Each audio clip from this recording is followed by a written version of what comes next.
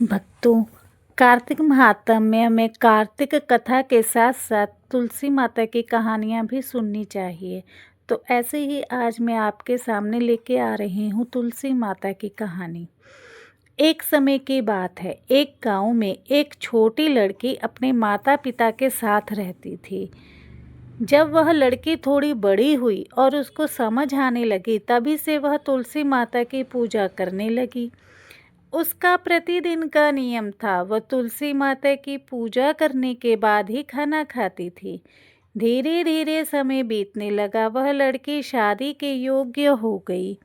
तब उसके माता पिता ने उसकी शादी कर दी।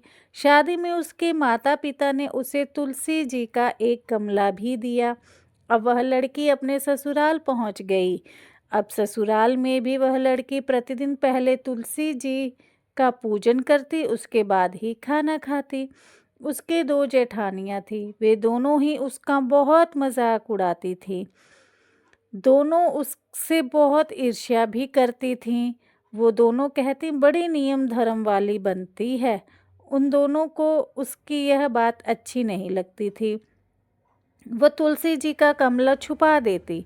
वह लड़की बड़ी मुश्किल से तुलसी जी का गमला ढूंढ कर लाती और फिर उनकी पूजा करती, उसके बाद ही खाना खाती। जब जेठानियों ने देखा कि वह गमला ढूंढ लाती है, तो उन्होंने गमला बहुत दूर फेंक दिया।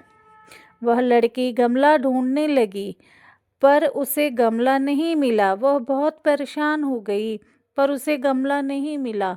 उस दिन उसने खाना भी नहीं खाया, क्योंकि उसका नियम था कि वह पहले तुलसी जी का पूजन करती थी, उसके बाद ही खाना खाती थी। उस लड़की की भक्ति सच्ची देखकर तुलसी माता प्रसन्न हो गई और उसके कमरे में प्रकट हो गई। जब वह लड़की सुबह उठी तो देखती है कि तुलसी जी उसकी खाट के चारों तरफ प्रकट हो गई हैं। वह बहुत प्रसन्न हुई। वह खुश हुई कि अब उसकी तुलसी जी को कोई चुरा नहीं सकेगा और ना ही कहीं फेंक सकेगा। वह जल्दी जल्दी उठकर स्नान करके तुलसी पूजन करती है और खाना खाने बैठती है। तो जेठानियाँ उस पर ताना कसती हैं और कहती हैं, क्यों तुलसी पूजन हो गया क्या? कहाँ गया तुम्हारा नियम धर्म पूजन? तब वह लड़की कहती है कि हाँ कर ली। तब वो बोलती है कि कहाँ से कर ली, गमला तो हमने फेंक दिया है। तब वह लड़की कहती है कि तुलसी जी हमारे कमरे में ही प्रकट हो गई हैं, आप आकर देख लें।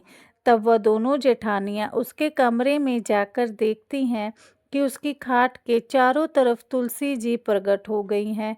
उन्हें अपने किए पर बहुत पछतावा होता है और शर्मिंदगी आती है। वह अपनी देवरानी और तुलसी माता से क्षमा याचना करती हैं। वह कहती हैं, छोटी तुम्हारी भक्ति सच्ची है, हमने तुम्हें बहुत परेशान किया है, कृपया हमें माफ़ कर दो। छोटी बोलती है कि जेठानी जी मैंने आपको माफ़ किया। अब वो तीनों ही देवरानियाँ जेठानियाँ मिलकर तुलसी जी का पूजन करती और उसके बाद ही खाना खाती। जय तुलसी माता, जैसी कृपा आपने उस लड़की पर की है, वैसी ही कृपा सब पर करना, सबके घर अन्न धन से भंडारे भरना। मेरी वीडियो पसंद आई हो तो लाइक शेयर सब्सक्राइब ज़रूर करें। कार्तिक स्नान, अंधी बुढ़िया और भगवान गणेश। अंधी बुढ़िया माई पर गणेश जी की कृपा। एक अंधी बुढ़िया थी जिसका एक लड़का और बहू थी। वह बहुत गरीब थी। वह अंधी बुढ़िया माई नित्य प्रतिदिन गणेश जी की पूजा किया करती थी। माई जी की पूजा से प्रसन्न होकर एक दिन गणेश जी भगवान साक्षात सम्मुख आकर बैठ गए और बोले कि बुढ़िया माई तो प्रतिदिन निस्वार्थ भाव से मेरी पूजा करती है, जो चाहे सो मांग ले। बुढ़िया माई बोली, हे विघ्नहर्ता गणेश जी भगवान, मुझे तो मांगना नहीं आता, सो क्या मांगू? तब गणेश जी भगवान बोले, माई मैं कल आऊँगा, तू अपने बहू बेटे से पूछ कर मांग ले। तब बुढ़िया ने अपने बेटे बहू से पूछा तो बेटा बोला कि माँ धन मांग ले, और बहू ने कहा माँ पोता मांग ले। तब बुढ़िया ने सोचा कि बेटा बहू तो अपने अपने मतलब की बातें कर रहे हैं, अतः उस बुढ़िया ने पड़ोसिन को पूछा तो पड़ोसिन ने कहा कि बुढ़िया माई तेरी थोड़ी सी जिंदगी बची है, तू क्यों तो मांगे धन और क्यों मांगे पोता, तू तो केवल अपनी दीदा गोड़ा आंखें मांग ले, जिससे तेरा जीवन सुख से व्यतीत हो जाए। उस बुढ़िया माई ने बेटे बहू तथा पड़ोसिन की बात सुनकर घर में जाकर सोचा, जिससे बेटा बहू भी खुश हो जाए और मेरा भी भला हो, वही मांग लूं। जब दूसरे दिन गणेश जी भगवान आए और बोले, बुढ़िया माई मांग ले। गणेश जी भगवान के वचन सुनकर बुढ़िया माई बोली, हे विघ्नहर्ता, अन्न देवो, धन देवो, निरोगी काया देवो, अमर सुहाग देवो, दीदा गौड़ा देवो, सोने के कटोरे में पोते को दूध पीता देखूं, अमर सुहाग देवो और समस्त परिवार को सुख देवो, आपके श्री चरणों में मुझे स्थान देवो। बुढ़िया की बात सुनकर गणेश जी बोले, बुढ़िया माँ, तूने मुझे ठग लिया और कहती है कि मांगना नहीं आता। जो कुछ तूने मांग लिया वह सभी तुझे मिलेगा। यूं कहकर गणेश जी भगवान अंतर्ध्यान हो गए।